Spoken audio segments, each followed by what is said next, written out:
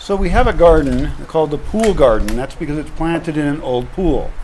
One of the problems we have with root vegetables is that tusas come and eat them all. Tusas are ground or pocket gophers. They're gophers that are under the ground and they'll eat your whole garden. So today we're going to try and make some progress on fighting them by planting things in a pool garden. Now, Cece here did a really nice drawing of the pool garden. Can you show that to us? Okay.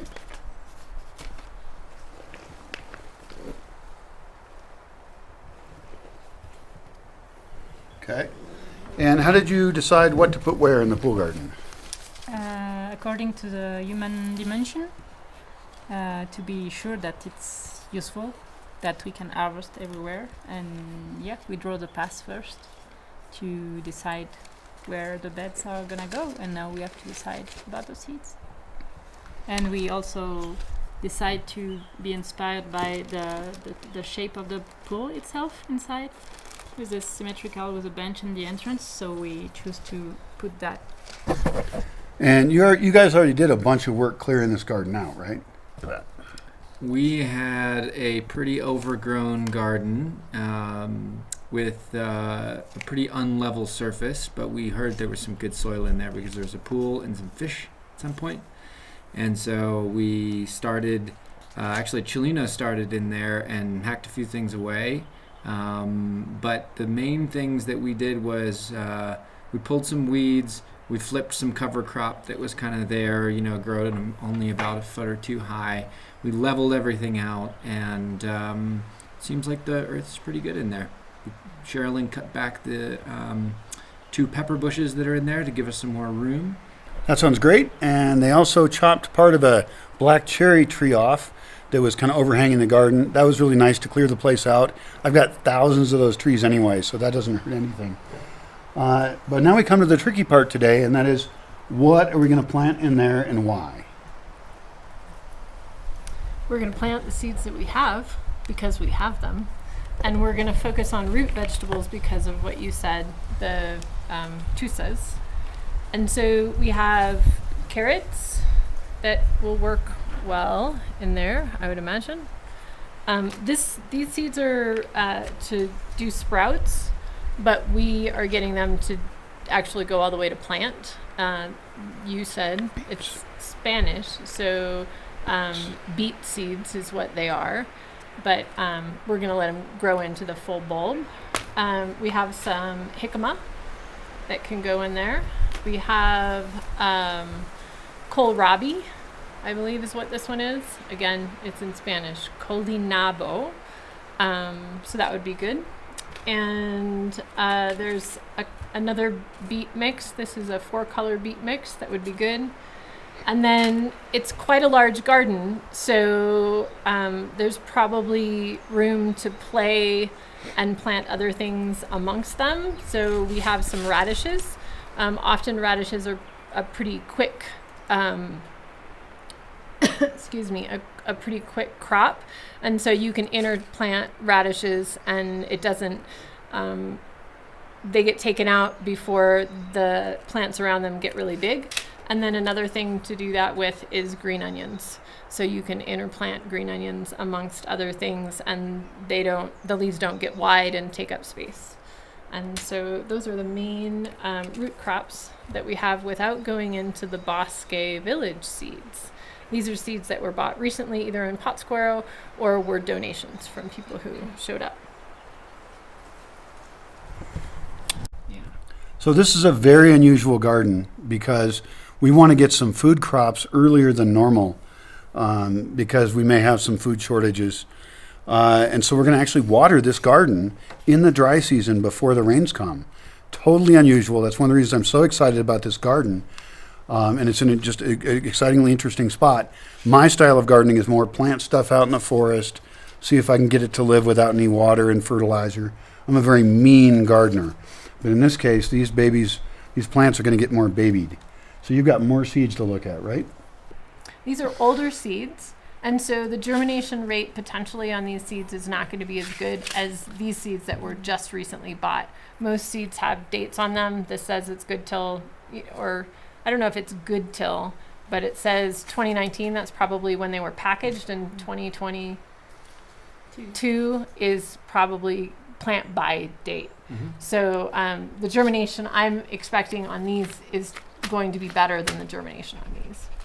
So this is a box of squash-like seeds, which is not going to be interesting for the pool garden, but this has a whole bunch of seeds in it. So we're going to take it to the table and just investigate that, if you want to take that.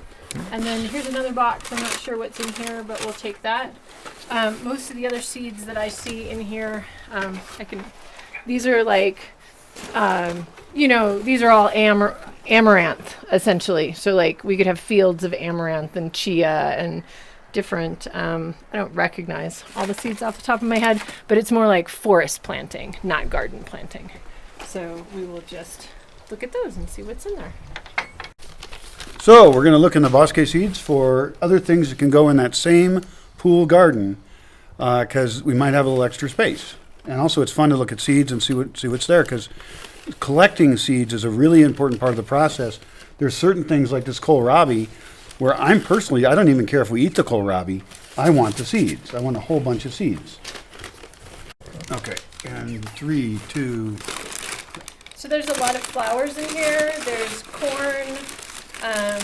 I'm pulling out some lettuce seeds that are potentially going to go in a different garden, not necessarily that garden. So I've stacked those over there. And then there's some more in here we're looking at. Brian might know what that is. Oh, I forgot. I know. Yeah, it's not labeled. See, we should label seeds when we collect them. See, Oh, these are beautiful. I remember collecting it. Well, we'll just plant things sometimes. What did you find? A mullion packet without any seeds in it. Which is a bummer. Did one of the internal packets maybe fall out? I don't think so. Okay. There are actually seeds laying around the bottom of this box, which means our seed packaging is not perfect. Yeah, this one says caper bush without any seeds in it. There were some really special seeds in this box that doesn't look like they're all present anymore. Oh, kohlrabi. Red kohlrabi. Red kohlrabi. Early purple Vienna kohlrabi. Uh-huh. Heirloom. You might know what that is. It's in Spanish. There's more camas. Oh, this is a yellow tomato. So that might be good to grow. So this is a spinach substitute called New Zealand Everlasting. It's a bit like purslane, but it's a vine, so it's a good climber. It'll climb up a wall, or I've grown it on trellises. It's a nice addition to salad and healthy for you. Cucumbers also could go on the back wall, because they could climb up. They would need more support as well. We could wait and see. I only opened one of these packets because we planted like a week ago, maybe, down in the propagation garden in big pots to put on strings that go up really tall. And so there's two kinds. One is a slicer and one looks more like a pickler. So that is also a potential, utilizing the microclimate in the pond garden, the wall, and having climbing things on. It's kind of a short wall, but it could be extended higher for some things. It could even grow into those little fruit trees nearby. Yeah. Potentially, that's the other wall and hasn't been cleared yet. But Right. as soon as Right. the ivy's gone, Right. yes, that Right. could happen. Yeah. There's also loofah sponge here, and I'm not sure what they need, but again, it grows like a winter squash kind of, and so it's a vine, grows up, and I'm not sure what microclimate. I think it'll do well just about anywhere here, but it does want somebody to climb on. And those are cool because then it's like a sponge. It's not something you eat, but it's something that you can use in place of a plastic sponge, either in the kitchen or bathing yourself. Can you eat the flowers? I've not heard of someone eating the flowers. I've heard of squash blossoms being eaten. We used to sell those at the farm that I worked on, like zucchini and other summer squash.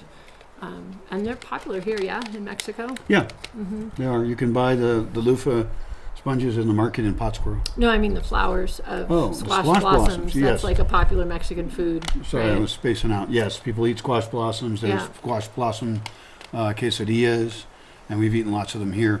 What you do with those is you pick out the male ones and you murder those and eat them, and then you leave the nice females there, so they'll make a fruit squash. How do you recognize the male and female? There's a little bulb next to the female flower, and then you don't pick it. But if it's male, then and there's no bulb, then you pick it. Also, because you want the males to pollinate the females, so that then the squash will have seeds and stuff. So So you don't take all of them. You leave like 1 in 10 males to pollinate the female. And you can actually tell the stamens or pistils are different inside. And that cookbook we talked about earlier mentions that. They'll be more, right where you put them.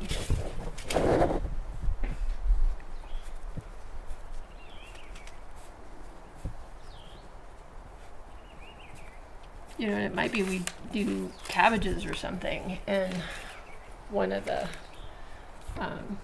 areas.